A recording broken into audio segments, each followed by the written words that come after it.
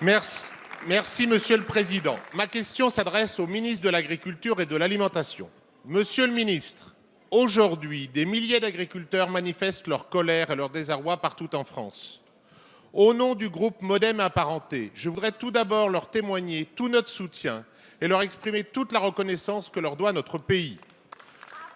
Pour leur force de travail indispensable à la vie économique de la France, pour la qualité de l'alimentation qu'ils nous fournissent chaque jour, ou encore pour leur contribution quotidienne à l'aménagement de nos territoires et à la préservation de nos paysages. Bien entendu, notre agriculture doit continuer d'évoluer dans ses pratiques vers des méthodes plus durables et plus respectueuses de l'environnement. Je salue sur ce point votre décision d'hier soir sur les chambres d'agriculture, lesquelles sont à même d'accompagner cette transformation attendue de notre modèle agricole, et les agriculteurs y sont prêts. Et pourtant, en dépit de leur savoir-faire et de la qualité de leur travail, les agriculteurs ressentent depuis plusieurs années déjà un profond malaise. Le constat est sans appel. Notre agriculture ne rémunère plus suffisamment ses agriculteurs, malgré des financements publics importants. Nos exploitants agricoles souffrent d'une défiance croissante de nos concitoyens. Des champs d'essai fauchés en toute impunité, des photos chocs d'élevage publiés hors de leur contexte, des agressions verbales parfois quotidiennes. Là encore, sans poursuite, à l'encontre d'agriculteurs qui réalisent tout simplement les traitements sur leurs exploitations. Alors, mes chers collègues, la coupe est pleine. Nous devons envoyer des signaux positifs à nos agriculteurs. L'agriculture française est l'un de nos plus grands atouts et doit être l'une de nos plus grandes fiertés. Monsieur le ministre, que comptez-vous faire pour soutenir nos agriculteurs sur les questions de rentabilité de leurs exploitations, mais aussi dans ce besoin de confiance que nous devons leur exprimer? Je vous remercie. Merci, monsieur le député. La parole est à monsieur Didier Guillaume, ministre de l'Agriculture et de l'Alimentation.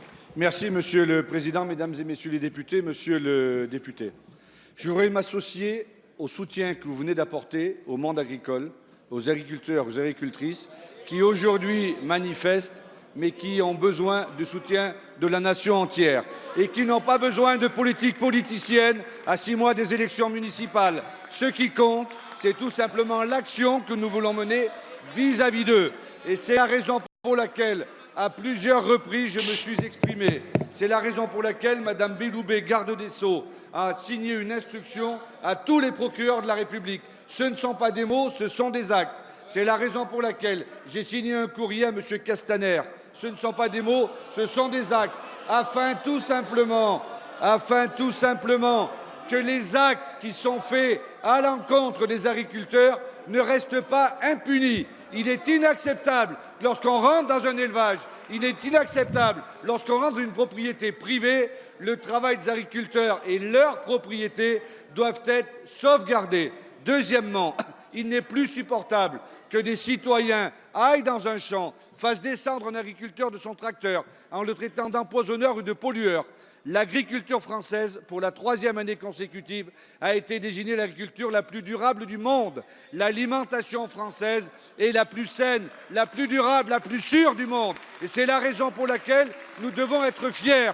Mais vous savez très bien qu'aujourd'hui, il y a ceux qui font beaucoup de verbiage et il y a ceux qui travaillent. Vous avez voté la loi Egalim. La loi Egalim est en train de porter ses fruits sur la transition agroécologique, sur le revenu des agriculteurs. Et il faut absolument que les paysans vivent de leur travail. Mais vous savez très bien, mesdames et messieurs de l'opposition, que ce n'est ni vous ni le gouvernement qui fixe les prix, c'est le libre-échange. Et j'aurai l'occasion de continuer tout à l'heure.